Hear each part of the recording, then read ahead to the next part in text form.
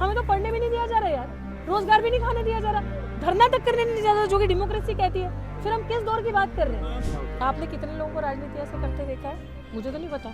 और अगर everything becomes politics, you decide your politics and I have decided my politics कि भैया मैंने तो लड़ना है। यार ऐसा मत बोला करो। और प्लीज मायावती क्या, मोदी जी, धोबी जी, गोभी जी, पांडे, ये जो सब आप जी जी जी करते रहते हैं, बहन कुमारी मायावती जी कहें आप प्लीज।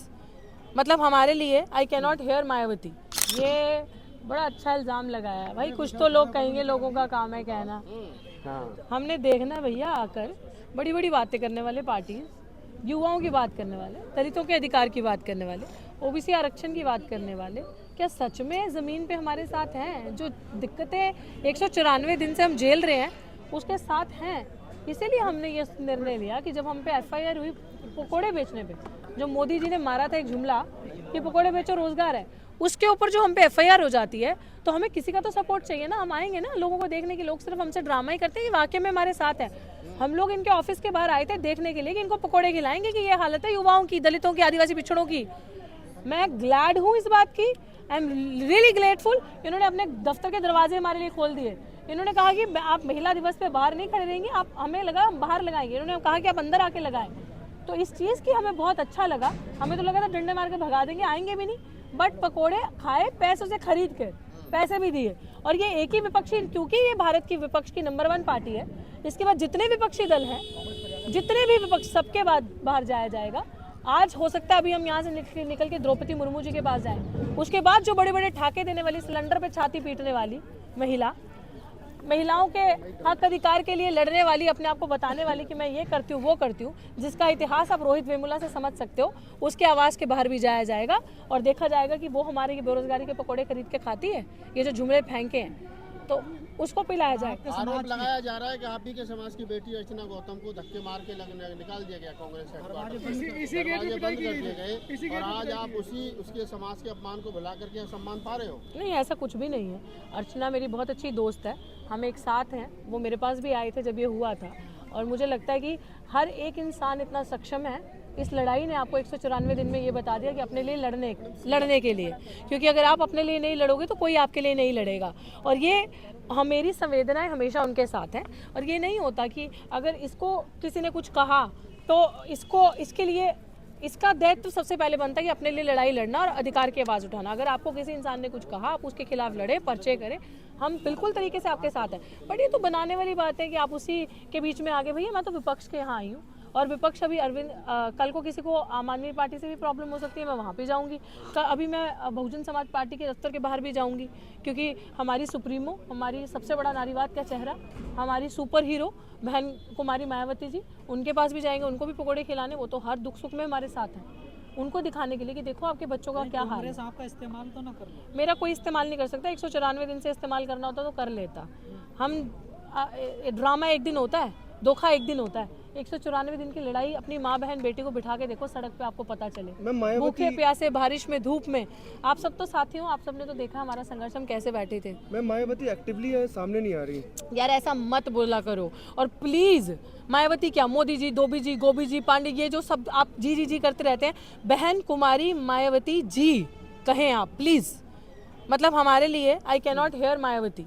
तो अगर आप उनको नहीं बोल सकते तो मेरी एक रिक्वेस्ट है सबसे कि जब भी आप उनका नाम लें तो ये ज़रूर कहें बहन कुमारी मायावती जी, इससे शुरुआत करें। और ये कैसे कह सकते हैं हम सामने नहीं आ रहे कि जब देश में कोई नहीं था लड़ने वाला, जिस देश में महिलाओं की इतनी बुरी स्थिति थी, जिस देश में जब शोषण होता था तो इतना बुरा हाल स्थिति होती थी लोगों के साथ कि लोग आवाज़ नहीं उठा पाते थे, हक अधिकार नहीं मिलते थे लोगों को, उस देश के अंदर वो एक अकेली वीरांगना, एक अकेली लेडी ने इतिहास रचा और बाहर निकल के योद्धा बन के लड़ी। उन्होंने हमें संघर्ष करना सिखाया। अगर इस देश में नारीवाद का कोई सबसे बड़ा चेहरा रही है तो वो बहन कुमारी मायावती जी रही हैं, नारीवाद का चेहरा।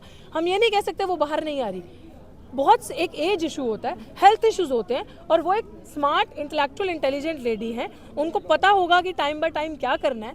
और हम लोग तो यार जो कुछ नहीं करते हैं वो कमेंट ही करते हैं, वो क्रिटिसाइज ही करते हैं। हाँ, लोगों का दुख ये ज़रूर होगा कि यार उनको देखना चाहते हैं प्रधानमंत्री की पोस्ट पे, हम चाहते हैं कि वो जिस तरीके से पहले थी एनर्जी में, वो आज भी आए। एक इस युवा की एनर्जी है ना, अभी भी आपने देखा कि अभी भी नारे लगा रहा है, एक मेरी एनर्जी। इस एज में और इस एज में फ़र्क है ना, जिस देश में वो सड़कों पे थी वो एनर्जी अलग है, और आज एक एज है, आज एक एनर्जी अलग है।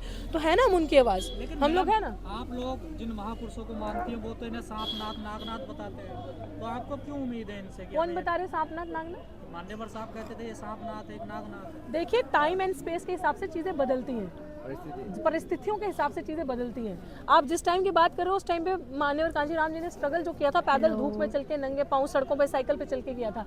आज आप वो स्ट्रगल नहीं कर सकते। आज आपके पास सुविधाएं, आप जहाज में जाते हो। आज आप धोती पहन के नहीं रहोगे, आज आप सूट बूट कपड़ा अच्छा पहनोगे। तो टाइम एंड स्पेस के हिसाब से चीज़ें बदलती हैं। सदा आप नहीं रहते, आप मरते हैं, आप दूसरे लोग आते हैं, जीते हैं, रेवोल्यूशन होता है, एवोल्यूशन होता है और चीज़ें चेंज होती हैं। तो अगर हम यही चीज़ें सोचते रहे तो हम लोगों का निकाब कब खोलेंगे? हम कब अपने हक की अधिकार की बात करेंगे? Now time has changed. हम लोगों को समझना पड़ेगा अपनी राजनीति के लिए, और जिस तरीके से आज देश का हाल हो चुका है, अगर आपको एक बड़े दुश्मन से, पॉलिटिक्स का रूल होता है कि अगर आपको एक बड़े दुश्मन को हराना है तो जितने आपके छोटे छोटे आगे पीछे दुश्मन है या लोग हैं, आपको सबको दोस्ती करनी पड़ेगी, आप सबको एक होना पड़ेगा बड़े दुश्मन से हराने के लिए। बाद में आप आपसे सुलझा लो ना। कम से कम उस दौर में हमारे माँ बाप भी जिए थे यार, जिस दोष में 70 साल की बात होती है। हमारे माँ बाप ने तो नहीं बोला कि उनके साथ इतना अत्याचार होता था जाति के नाम पे, कि हमारे माँ बाप उसी दौर में पढ़े हैं ना, कि सांस सुख का सांस लेके पढ़ लिए। हमें तो पढ़ने भी नहीं दिया जा रहा यार, रोजगार भी नहीं खाने दिया जा रहा, धरना तक करने नहीं दिया जा रहा, जो कि डेमोक्रेसी कहती है। फिर हम किस दौर की बात कर रहे हैं? हम लड़े ना। महिला दिवस है आज, और पीएचडी वाली चाय बेच रही देश में, कितना विकास? मैं बेरोजगारी की चाय बेच रही हूँ, मैं जुमला पकोड़े बेच रही हूँ महिला दिवस पे। ये दिखा रही हूँ कि इस तरीके से महिला बचती है और इस तरीके से महिला पढ़ती है, पढ़ लिख के पकोड़े बेचने पड़ते हैं इस देश में। ये रोजगार है मोदी जी ने दिया हुआ। लेकिन सरकार नार देती है बेटी बचाओ बेटी पढ़ाओ। सरकार पे ये तंज सरकार पे या वाकई में आप रोजगार मांग? अगर वो तंज समझ ले तो बहुत अच्छी बात है, मैं तो रोजगार के लिए बैठी। तंज समझ ले तो बहुत ही अच्छी बात है। मोदी जी अब क्या मोदी जी को जुमला फेंकेंगे तो ऐसे चले जाएंगे, हवा में चले जाएंगे पकड़ के ना। ये युवा वहीं पे बॉल को, गेंद को वापस उतनी फोर्स से फेंकेगा। ये चलेगा नहीं कि कुछ भी हवा में बोलोगे कि इंटायर पॉलिटिकल साइंस में मैंने डिग्री करी है, जो सब्जेक्ट एग्जिस्ट ही नहीं करता। ऐसा नहीं, हमने पीएचडी करी है इसलिए डिग्री साथ लेके घूम रही हूँ, छाती पे तान के वहाँ लगाई है अपनी ठीए पे। पकौड़े को भी रोजगार कहा जाता है बीजेपी में, इसीलिए तो पकौड़े बेच लिए ना, इसलिए तो पकौड़े। बीजेपी में क्या, प्रधानमंत्री ने कहा है कि पकौड़े बेचना रोजगार है, लगा लिया रोजगार। अब भैया रोजगार भी जुमला है, उस पर भी FIR हो रही है, तो सोच समझ के करना। ये है, इसीलिए तो दिखाने आई हूँ। ये तो कहीं ना कहीं आरोप भी आ रहा है, ये भी लग रहा है कि आप इंसाफ के लिए नहीं, राजनीति का रास्ता साफ के लिए आप ये प्रोटेस्ट क्या होती है? आपने कितने लोगों को राजनीति ऐसे करते देखा है?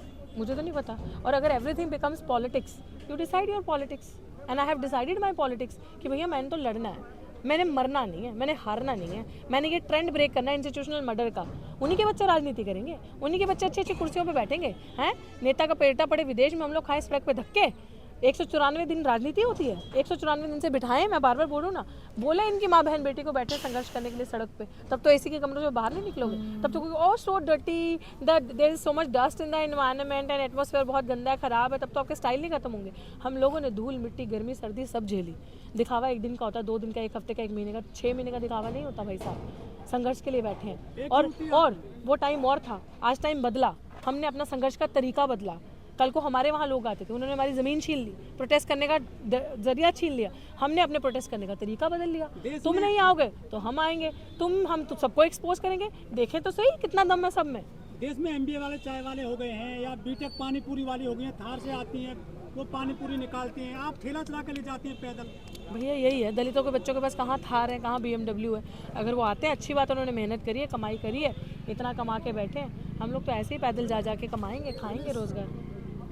आज शिवरात्रि है, लोग जल चढ़ा रहे हैं, आप चाय चढ़ा रही है ठेली पर। कोई बात नहीं, उनका रिलीजियस फ्रीडम है, वो जल चढ़ाएं, पनीर चढ़ाएं, कुछ भी चढ़ाएं। मेरे लिए दुर्भाग्य हमारे समाज का ये है कि हमें ये करना पड़ रहा है, तो हम ये करते हैं।